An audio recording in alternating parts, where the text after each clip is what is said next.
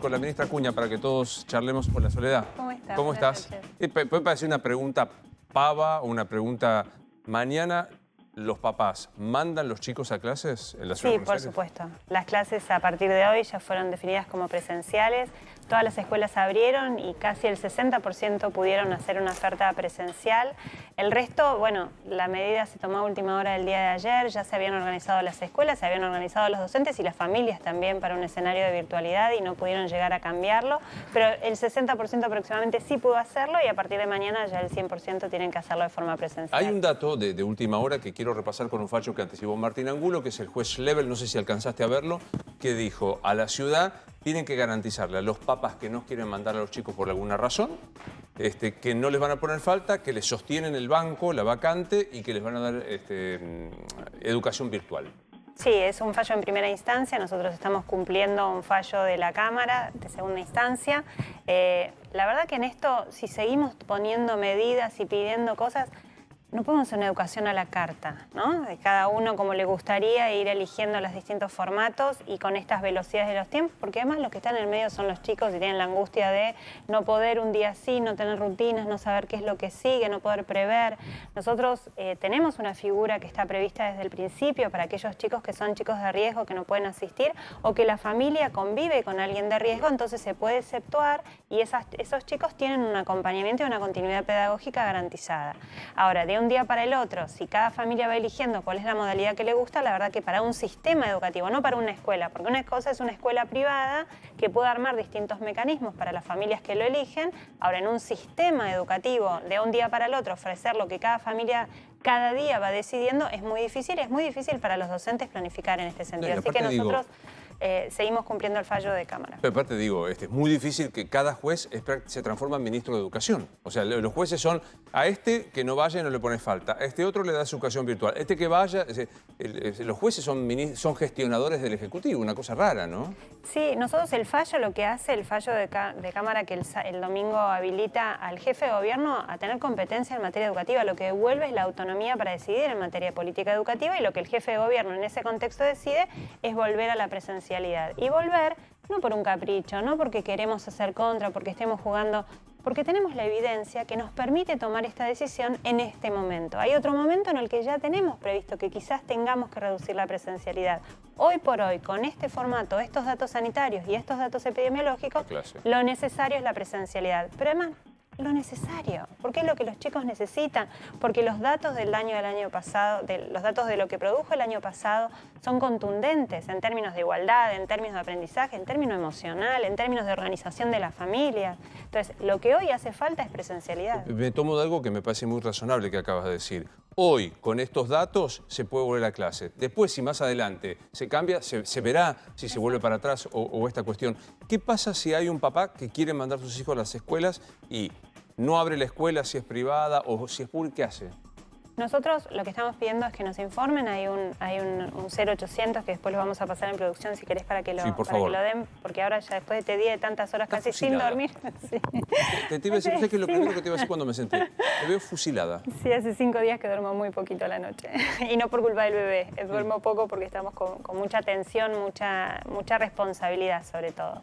Pero después les pasamos el 0800, pues es un número que es un canal para que las familias se comuniquen con el ministerio, donde nos pueden dar la información. Nosotros no queremos que nos denuncien, sino que nos informen y nosotros con esa información trabajar desde el consenso y desde el diálogo con cada una de las escuelas. No vamos a multar, no vamos a quitar subsidios, no vamos a sancionar, vamos a ir a dialogar y explicar las razones por las cuales hoy es necesaria la presencialidad. Pero les pedimos a las familias que nos lo informen, ya les paso el número. Ahora vamos a pasar, seguramente alguien de tu equipo nos lo va a pasar para decirlo.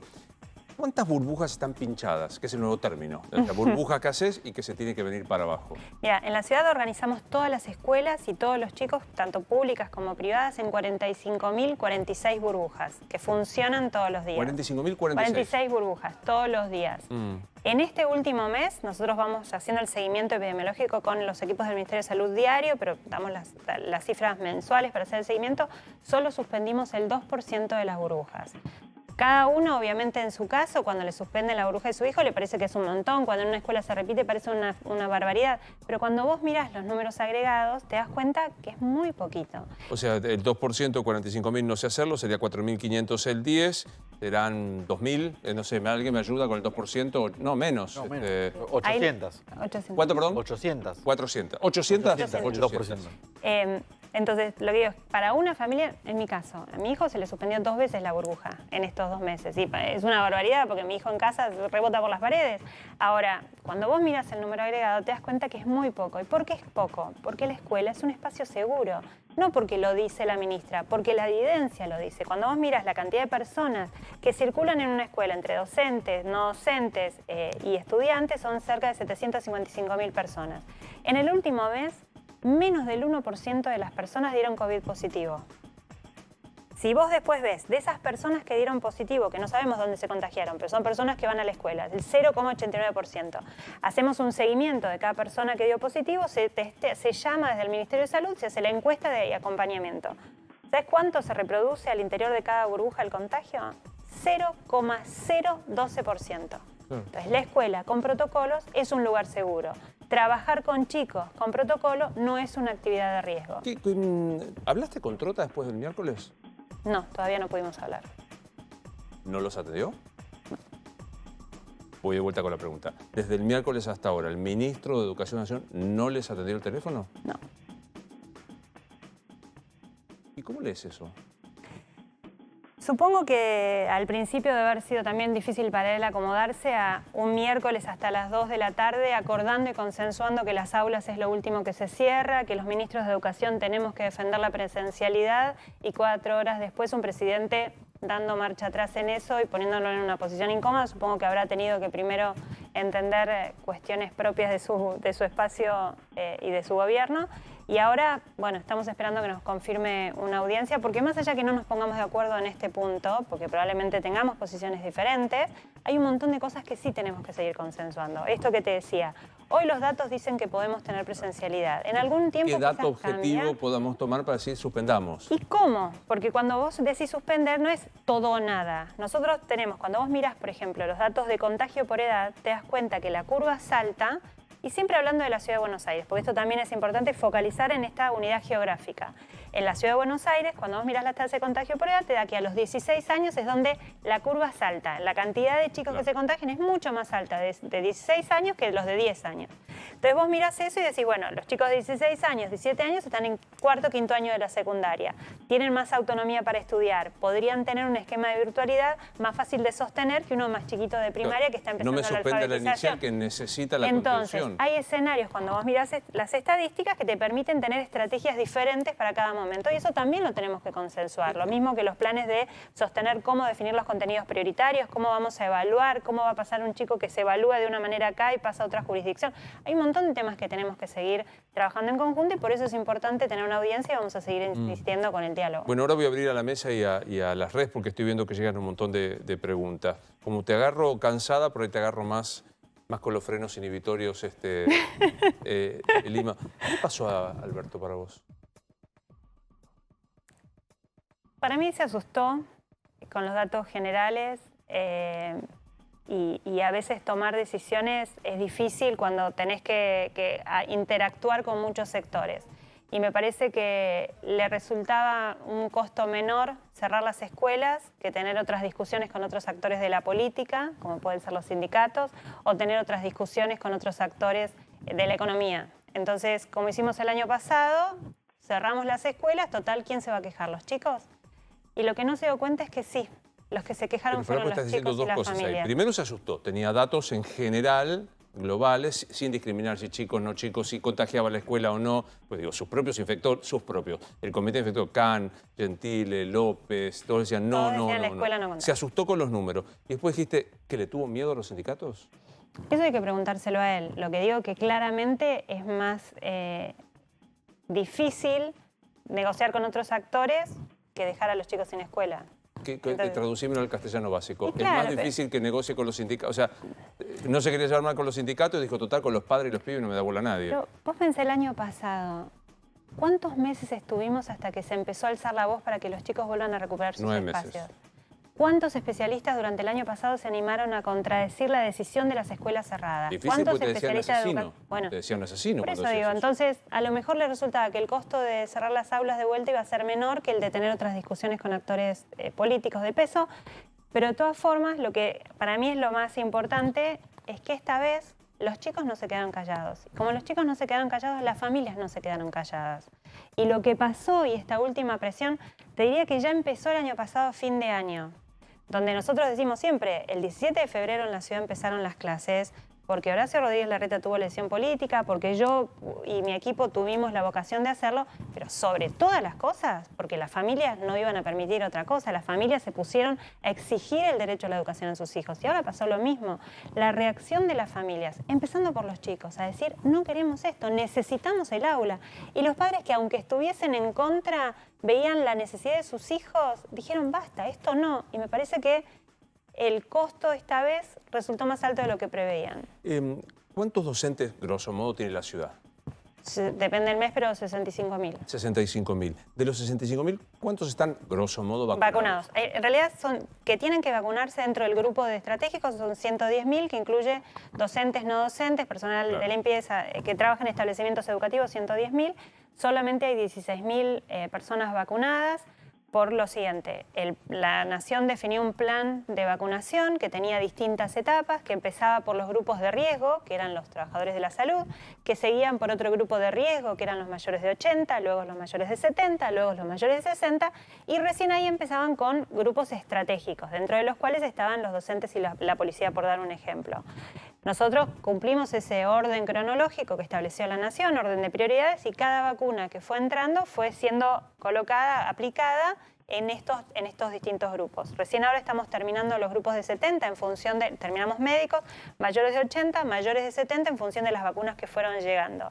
En el medio de este proceso hubo una partida de vacunas chinas que llegó, que todavía no tenían la autorización para los mayores de 60. Claro, ¿Te acordás que hasta que no? Sinopharm, que hasta Exactamente. Que no, claro. Entonces, ¿qué dijo Nación? Bueno, aplíquensela a los docentes. Nosotros en la ciudad recibimos una partida que dijeron aplíquensela a los docentes. Teníamos todavía trabajadores de la salud que estaban trabajando en los hospitales, que no menores de 60 que no habían sido vacunados.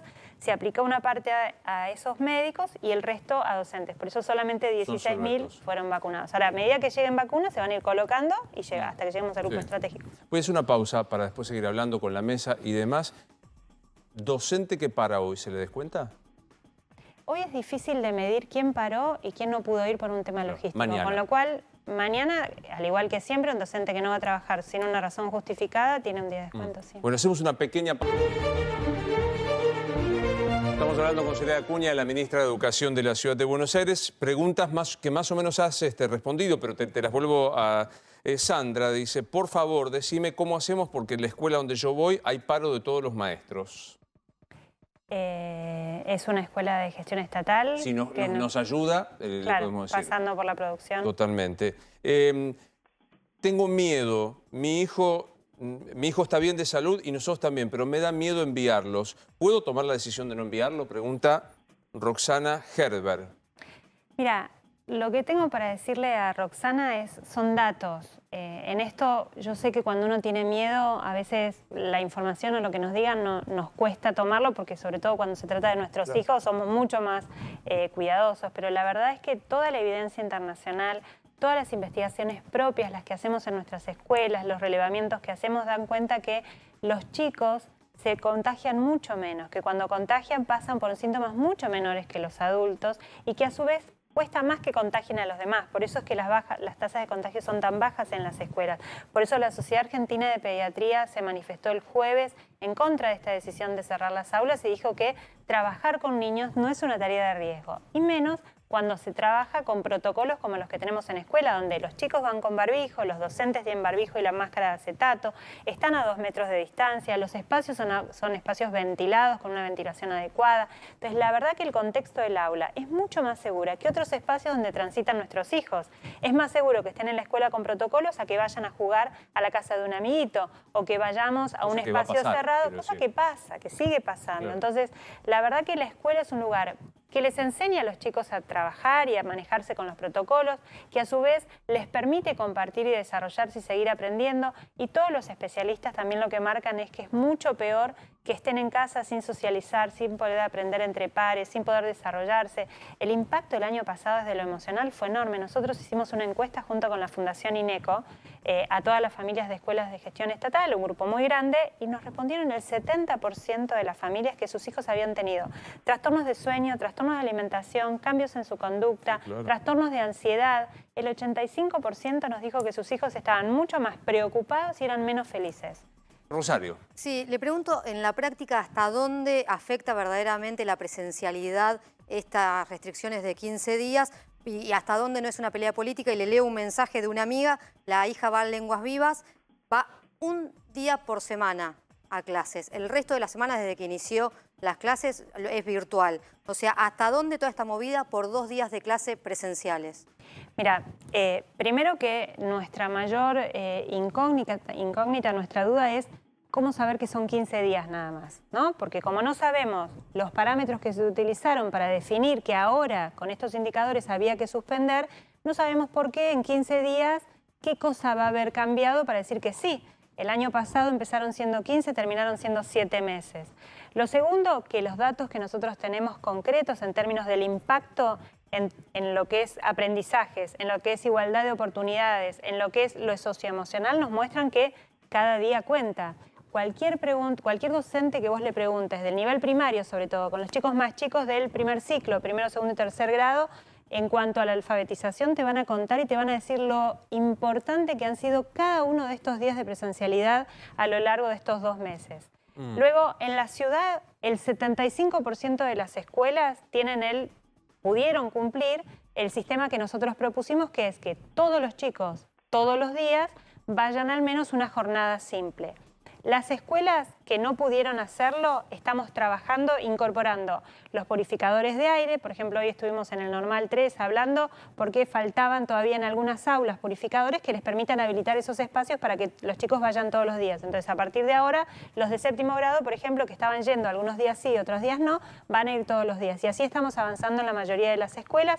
Son muy pocas las que están haciendo este esquema con tan poca presencialidad. Me llama la atención lo de lenguas, le pido a mi equipo que ya lo registren porque no teníamos registrado que haya algún año que estuviese, no sé si de primaria o de secundaria, es el caso de la persona que te preguntó, pero en general, ya te digo, el 75% tienen todos los días, todos los chicos, al menos una jornada simple. Pero ahí te doy, Nacho, pero acá el amigo Carlos Figueroa, que me dice, hace periodismo comprometido con la gente y no le preguntes lo que ella quiere, entonces le pregunto, ¿qué quiere que te pregunte? Me dice, en febrero en la Ciudad de Buenos Aires había 500 casos, hoy 3.000. Lo único que cambió son las clases. Se seguía el protocolo, pero los casos aumentan. No es una demostración que si en febrero había 500 y ahora hay 3.000 y se agregaron las clases, ¿esto dice que las escuelas contagian?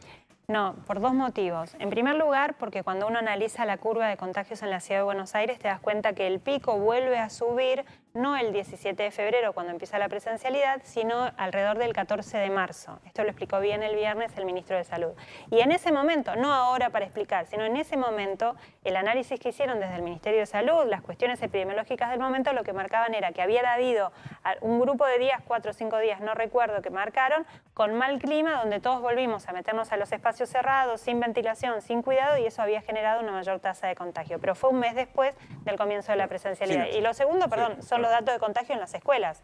Solo el 0,89% de las personas que asisten a las escuelas se contagiaron. Eso te da la pauta que en las escuelas no solo no hay más contagios que en el resto de la ciudad, sino que al contrario, cuando se detecta, se logra frenar la transmisión del virus. Sí, Nacho. Sí, ministra, yo lo escuché a Quirós, también lo escuché al presidente. Hay unos gráficos que da cuenta Martín Barrionuevo, es un legislador provincial de Corrientes que siguió muy de cerca la evolución estadística de la pandemia, y la verdad que ahí hay un punto en el que me hago preguntas y tengo interrogantes.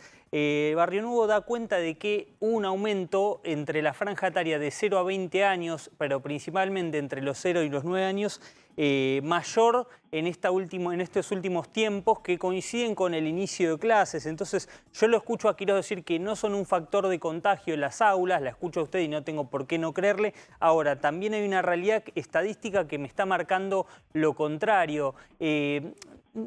tal vez no era cuestión de sentarse a hablar con el presidente, sentarse a hablar con el gobierno y decir, bueno, ¿de qué manera podemos tomar nuevas decisiones que no impliquen ni el cierre absoluto y tampoco la presencialidad tal como se dio hoy, que no se hizo programadamente, no tuvo una buena sintonía con el gobierno nacional? ¿No había un camino alternativo?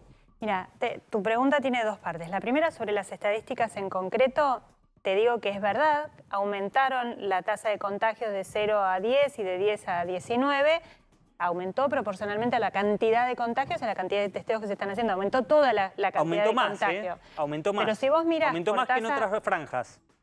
Pero el grupo, que es lo que dije antes, el grupo que más aumentó, si vos mirás la curva de la ciudad de Buenos Aires, no te estoy hablando del resto del país, te estoy hablando de ciudad de Buenos Aires, la curva crece de forma desigual al resto, o sea, curva salta a partir de los 16 años, de 16 a 19. No así en los casos de 10 hasta los 19, que es el corte que se hace en ciudad de Buenos Aires. Por eso digo que es importante, y esto sí, entrando a la segunda parte de tu pregunta, tiene que ver con los consensos.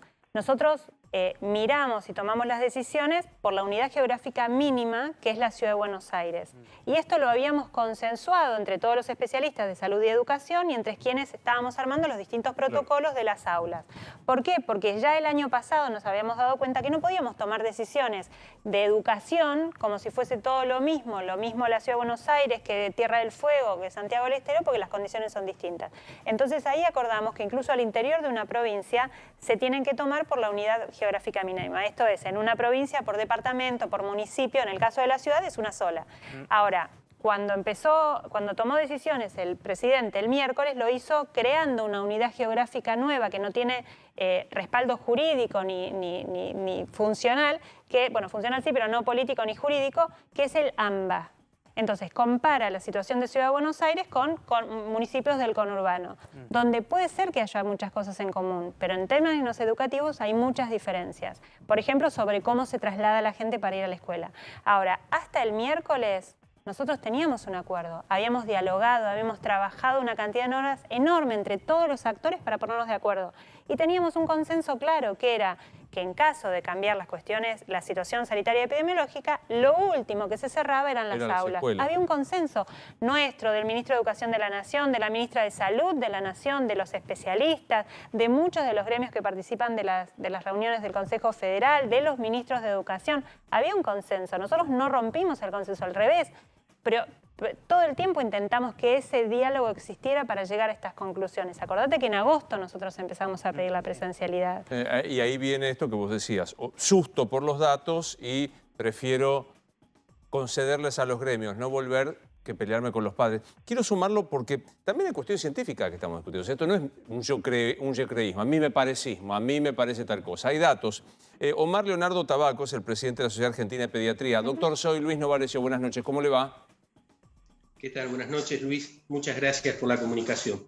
Algunos consideran que es una exageración creer que va a perturbar o va a generar un perjuicio psicofísico en los chicos que vuelven a ver suspendidas las clases. ¿Qué opina usted como integrante de la Sociedad de Pediatría Argentina? Bueno, lo que nosotros sabemos claramente, lo tenemos medido, lo hemos expresado, las serias consecuencias que ha tenido el encierro de los chicos 8 meses el año pasado. Eso está muy medido y muy claro desde el punto de vista emocional y desde el punto de vista físico. Por eso desde el año pasado con la Sociedad Argentina de Pediatría venimos trabajando e interpelando a todas las autoridades para generar condiciones seguras para lograr la presencialidad a partir de marzo 2021. Y desde este año hemos trabajado con las autoridades sanitarias y educativas nacionales en los más altos niveles y nos hemos puesto de acuerdo que los protocolos generan condiciones de seguridad dentro de la escuela, y esto lo hemos compartido hasta el martes de la semana pasada, haciendo trabajos juntos y un conversatorio en todas las redes del Ministerio de Educación de la Nación, donde participó también el ministro Trota, donde participaron las máximas autoridades del Ministerio de Salud, donde debatíamos justamente con padres y con docentes esta seguridad que habíamos logrado dentro del aula.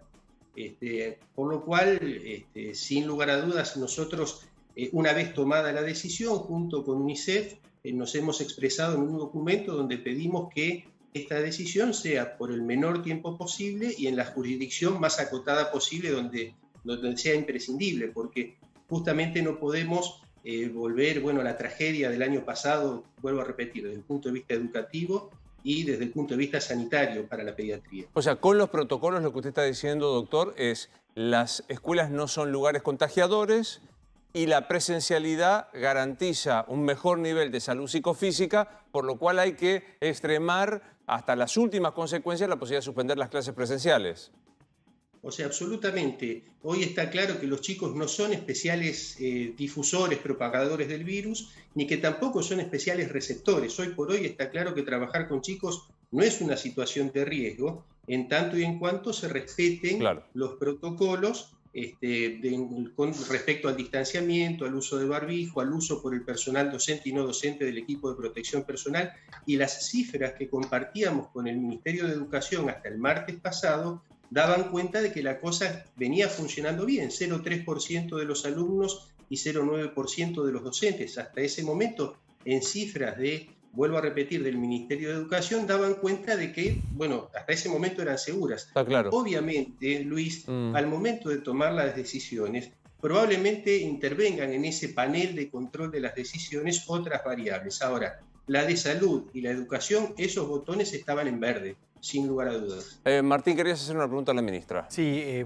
teniendo en cuenta los parámetros que usted marcaba al principio, diciendo que si los números cambian, sí se va a quitar la presencialidad. Para poder llevarle alguna certeza a los padres y a las madres que nos están mirando, ¿a partir de ustedes de qué número de contagios, de burbujas pinchadas, de aumento de la curva dentro de las escuelas o fuera de las escuelas, ustedes sí estarían pensando en que no haya clases presenciales?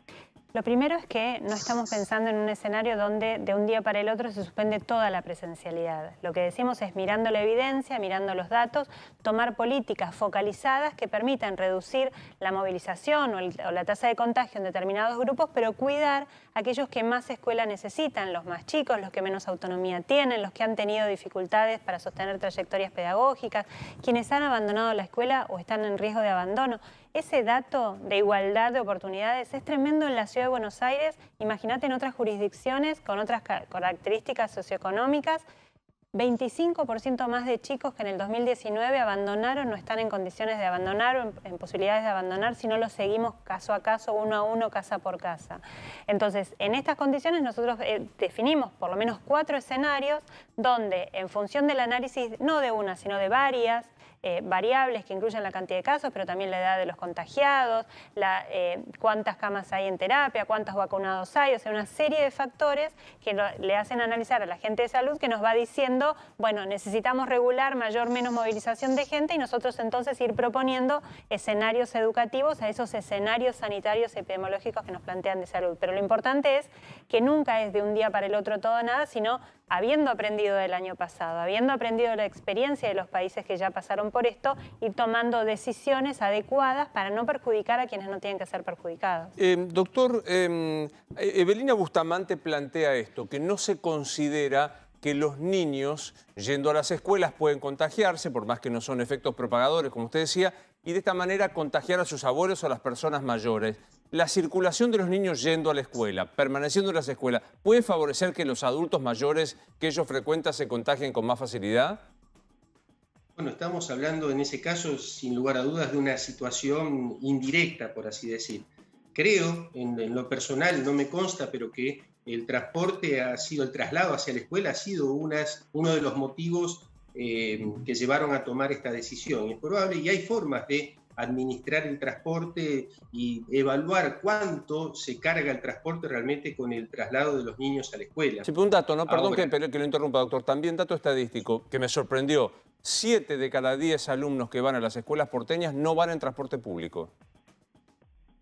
Eso en general, Luis, es una situación que se da en otras partes del país. O sea, la mayor parte de las veces la decisión de a qué colegio mandar a un chico tiene que ver con la proximidad del colegio al domicilio. Es decir que probablemente, sin poder hablar de cifras concretas, esto que usted refiere es lo que representa también el traslado en la mayor parte de las jurisdicciones del país. O sea, en general se elige por proximidad la escuela, tanto la primaria como la secundaria. Sí, Rosario. Sí, le pregunto, anoche Horacio Rodríguez Larreta tardó en tomar la decisión si tenía que ver con la estrategia judicial y si en todo caso también consultan con el expresidente Mauricio Macri porque se ve un gobierno más radicalizado.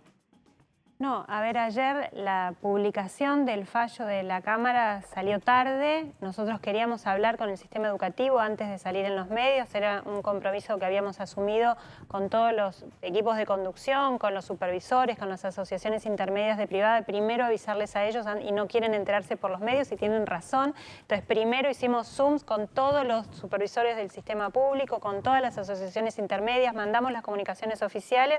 Mientras tanto, hablamos también con los aliados que forman parte de Juntos por el Cambio y luego salió el jefe de gobierno a hacer la conferencia, pero tuvo que ver con lo tarde que salió la resolución, el tiempo que nosotros necesitamos para comunicarle al sistema, que era lo importante, y después el tiempo sí de la comunicación a la sociedad en general por parte del jefe de gobierno. Lo que es impactante es que no haya diálogo, o sea, porque se entendió que el miércoles estaba todo mal.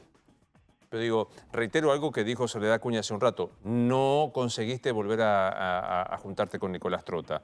Pues digo, ahora, más allá de lo que pase en estos 15 días, hay que diseñar un plan a futuro, o sea, tener como una especie de tablero de comando para decir, che, veamos qué sucede. Vos mencionabas muy bien, si se agrava la situación, ojo que de 16 para arriba son más complejos, pero no los chiquitos de educación inicial. Digamos, ¿y esto qué va a seguir? ¿Yendo a la justicia? ¿Lo va a terminar decidiendo un juez?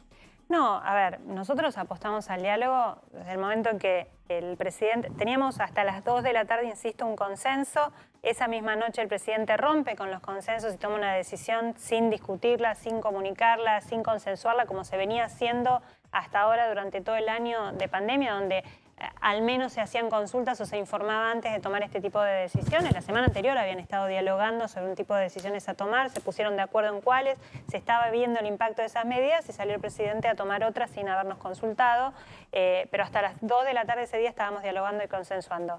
Al otro día lo que hizo el jefe de gobierno fue decir, quiero juntarme con el presidente, quiero hablar esto, quiero llevarle mis argumentos y mis razones basadas en evidencia sobre las medidas que son necesarias y las que nos impactan negativamente.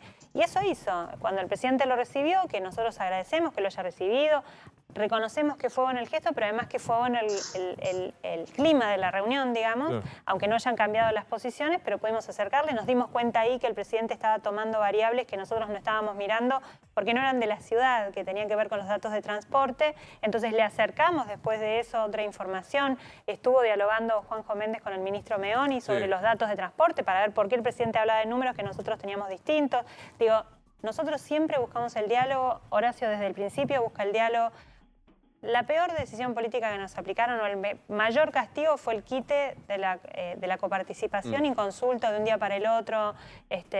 Y al otro día el jefe de gobierno estaba pidiendo una audiencia y sentándose a dialogar. Doctor Tabaco, hay muchos papás y mamás que están acá y dicen, yo quiero que mis hijos vayan a las escuelas, los chicos quieren ir a las escuelas, pero yo tengo miedo que enviarlos pueda ser un foco de contagio. ¿Qué les responde? En realidad, lo que venimos diciendo desde la Sociedad Argentina de Pediatría, que la escuela es un lugar seguro, que gestionando las formas de llegar a la escuela no tiene por qué ser ese traslado una situación de mayor riesgo, que es muy probable que los chicos estén más seguros dentro de la escuela que fuera de la escuela, y que en realidad lo que nosotros pedimos a todas las autoridades desde la Sociedad Argentina de Pediatría, que se le dé centralidad a la pediatría en la toma de decisiones. El año pasado la pediatría puso el hombro en función de proteger a los adultos, sobre todo a los adultos mayores. Sabemos las consecuencias que ellos han tenido por esto. Entonces pedimos que se empiece a pensar en modo pediatría todas las decisiones. Nosotros vamos a acompañar a todas las autoridades con nuestra presencia cuando así se nos solicite y como lo venimos haciendo, llevando lo que podemos llevar, que es evidencia científica. Bien. Y todos juntos podemos lograrlo, pero acá tenemos que estar todos de acuerdo y participando todos. Gracias, doctor, muy amable. Les agradezco a ustedes. Hasta luego, que siga bien. La sociedad va a estar siempre dispuesta a participar de esto. Gracias. Que enhorabuena, muchas gracias. Mariano Larretape pregunta, ¿cómo hacemos los docentes que vivimos en provincia y damos clases en Buenos Aires para que el transporte público podamos viajar? es personal esencial, los docentes son personal esencial, tienen autorización de viajar y tienen prioridad en el transporte público, de hecho.